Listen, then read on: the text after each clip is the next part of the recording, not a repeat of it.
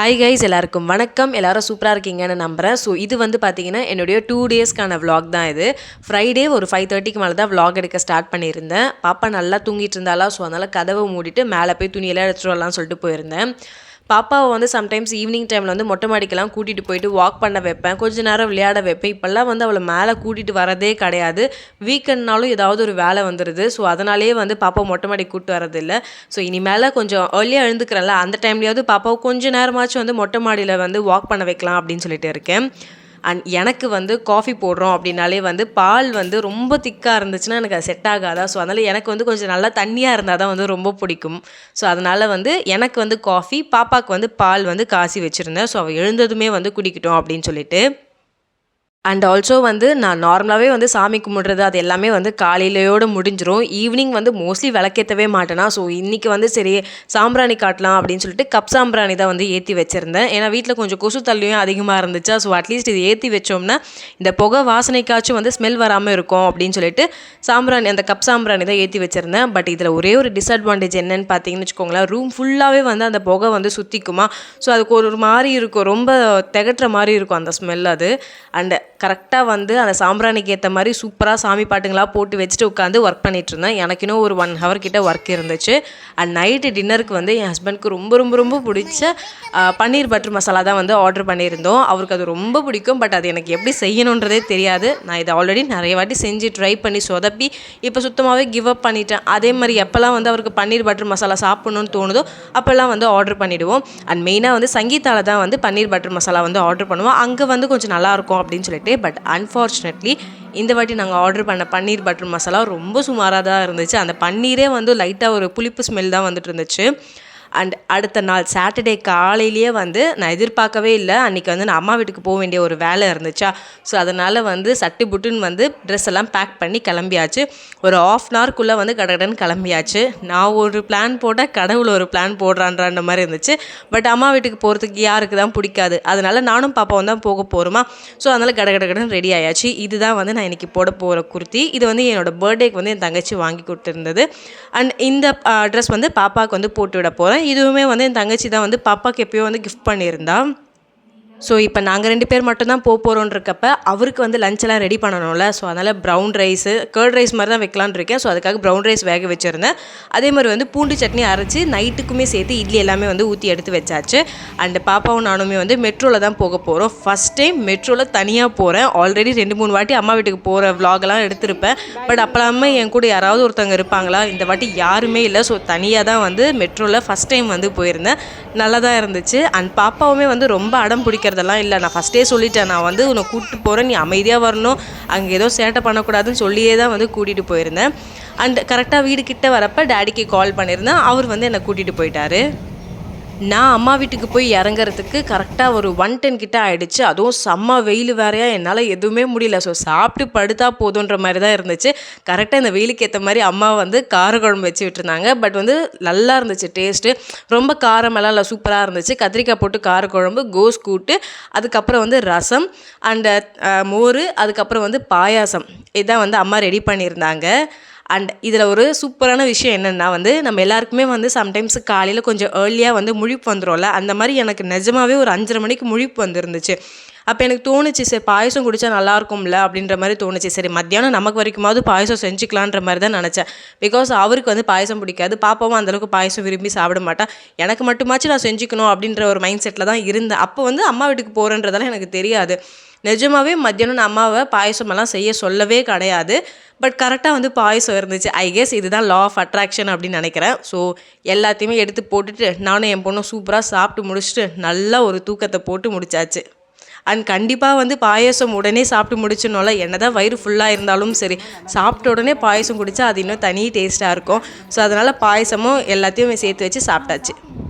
அடுத்தது நம்ம அம்மா வீட்டுக்கு வந்தாலே கண்டிப்பாக இந்த டியூட்டி இருக்கும் எனக்கும் என் பொண்ணுக்கும். என்னென்னா என் தங்கச்சி வந்து நெயில் பாலிஷ் எல்லாம் வாங்கி வச்சுருப்பா. மோஸ்ட்லி வந்து நானும் அவளும் கண்டிப்பாக வந்து சேம் கலர்ஸ் தான் வந்து யூஸ் பண்ணுவோம். ஒன்று நான் இங்கே வரப்போ, இல்லைனா வந்து அவள் வந்து சென்னைக்கு வரப்போ 2 பேரும் சேர்ந்து தான் வந்து நெயில் பாலிஷ் வாங்குவோம். ஸோ மோஸ்ட்லி 2 பேரும் ஒரே கலர்ஸ் தான் இருக்கும்.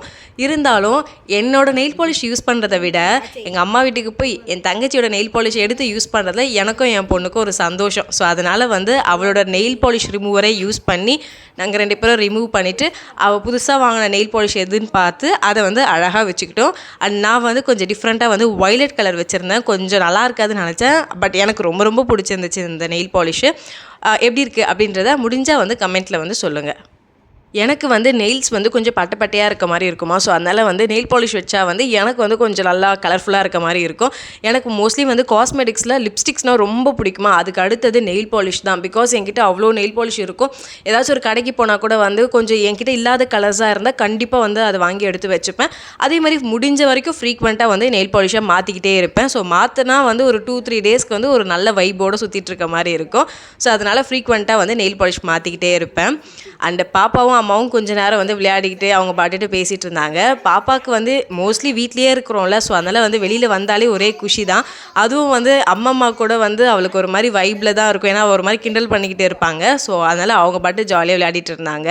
அண்ட் நான் வந்து பயங்கர ஃபீலிங்காக கல்யாணத்துக்கு முன்னாடி இருந்த ட்ரெஸ் எல்லாம் எடுத்து வச்சு பார்த்துட்டு இருந்தேன். நான் இந்த ட்ரெஸ்குள்ளெல்லாம் போயிருந்தேனா அப்படின்றது எனக்கே ஒரு சந்தேகமாக தான் இருந்துச்சு. அவ்வளோ நல்லா இருந்துச்சு. அண்ட் எனக்கும் ஒரு நம்பிக்கை இருக்குது, என்றைக்காவது நானும் வெயிட் லாஸ் பண்ணேன்னா இந்த ட்ரெஸ்ஸை கண்டிப்பாக போட்டு பார்க்கணும் அப்படின்னு சொல்லிட்டு இருக்கேன். ஸோ அதனால் என்னோடய பழைய ட்ரெஸ் எதையுமே வந்து அம்மா தூக்கி போடவே இல்லை, இப்போ வரைக்கும் வச்சுருக்காங்க. அவங்களுக்கும் ஒரு நம்பிக்கை, கண்டிப்பாக வந்து என் பொண்ணு வெயிட் லாஸ் பண்ணிவிட்டு இதெல்லாம் போடுவா அப்படின்னு சொல்லிட்டு. அண்ட் இது வந்து என்னுடைய ஃபேவரட், எனக்கும் சரி என் ஹஸ்பண்ட்க்கும் சரி இந்த ட்ரெஸ் ரொம்ப பிடிக்கும். அண்ட் இதுவுமே வந்து மேரேஜ்க்கு முன்னாடி போட்டுட்டு இருந்தது, அதுக்கப்புறம் அப்படியே வச்சாச்சு. அண்ட் நம்மளுடைய அடுத்த டியூட்டி, அதாவது நம்ம அம்மா பார்த்து வந்து கிளிப்புங்கெல்லாம் வாங்கி வச்சுருப்பாங்களா, அதை வந்து சுடுற வேலை தான். அண்ட் கொஞ்சம் சுமாராக இருக்கிறது எல்லாத்தையுமே வந்து அம்மாக்காக எடுத்து வச்சுட்டு கொஞ்சம் சூப்பராக இருக்கிறது எல்லாத்தையுமே வந்து நான் என்னோடய பையில் எடுத்து வைக்க ஆரம்பிச்சிட்டேன். எனக்கு வந்து இந்த பட்டை கிளிப் யூஸ் பண்ணுறது வந்து ரொம்ப பிடிக்குமா, பட் அம்மாவுமே அதை யூஸ் பண்ணுவாங்க. ஸோ அதனால் அவங்க கொஞ்சம் டிஃப்ரெண்ட்டாக வாங்கி வைப்பாங்களா. ஸோ நான் எப்போல்லாம் வந்து ஊருக்கு போகிறனோ அதில் எனக்கு பிடிச்ச ஐட்டமாக பார்த்து தூக்கிட்டு வந்துடுவேன். அம்மாவுக்கு வந்து லைட்டாக கால் வலிக்கிறது சொல்லினதால் இன்றைக்கி வந்து தக்காளி தொக்கு, அதாவது என்னுடைய ஆல் டைம் ஸ்பெஷல், அதான் வந்து செய்யலாம் அப்படின்னு சொல்லிட்டு இருக்கேன். அம்மாவே நல்லா செய்வாங்க, இருந்தாலும் நான் செய்கிற மாதிரி வராதில்ல அப்படின்னு சொல்லிட்டு நான் உட்காந்து செய்ய ஆரம்பிச்சிட்டேன். தங்கச்சியும் பாப்பாவும் எல்லாம் வெளில போயிருந்தாங்க. ஸோ அதனால் நானும் எங்கள் அம்மாவும் குக்கிங் வேலை வந்து பார்க்க ஆரம்பிச்சிட்டோம். அம்மா வந்து சப்பாத்தி போடுறதுல அவங்க எக்ஸ்பர்ட், அவ்வளோ சூப்பராக போடுவாங்க. பட் அந்த கரெக்டாக அந்த ரவுண்டு ஷேப் வந்து வராது. அந்த லேயர் சப்பாத்தி அது எல்லாமே சூப்பராக வந்து போடுவாங்க.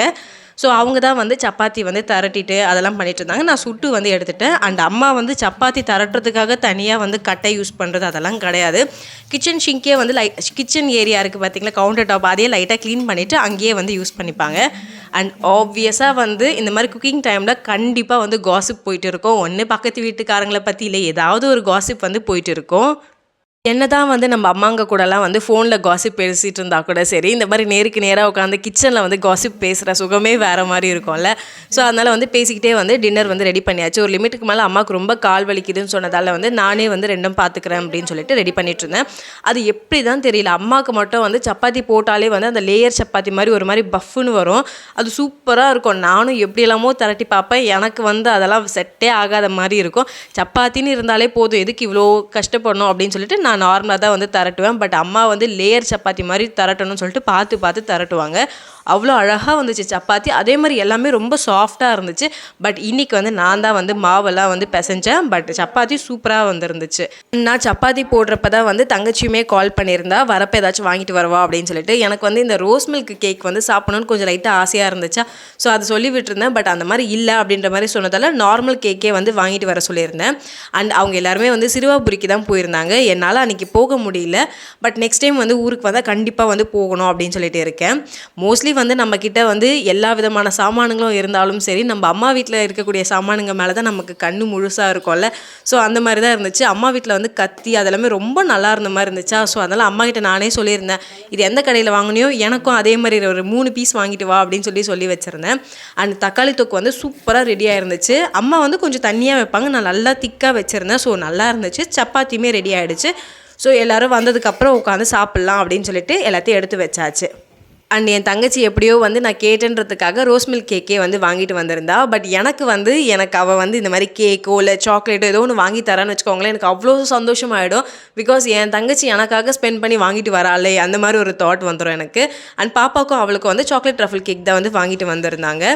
பாப்பா வந்து முழு கேக்கெல்லாம் சாப்பிட மாட்டா, சும்மா லைட்டாக சாப்பிட்டுட்டு அதை அப்படியே வந்து கொத்தி வச்சிருவா. இப்படி தான் பண்ணுறது. அதுக்கப்புறம் அவளுக்காக தோணுச்சுன்னா எடுத்து சாப்பிட்றது.